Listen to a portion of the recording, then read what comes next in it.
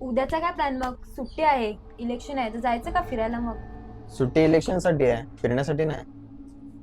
हो, पण आपल्याला काय करायचंय? नेते लोक आपापले किस्से भरणार आणि मोकळे होणार.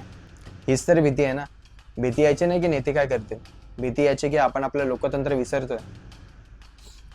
पण हे सुद्धा मी फक्त विचारच करतोय ना. मला यासाठी नक्कीच काहीतरी करायला हवं.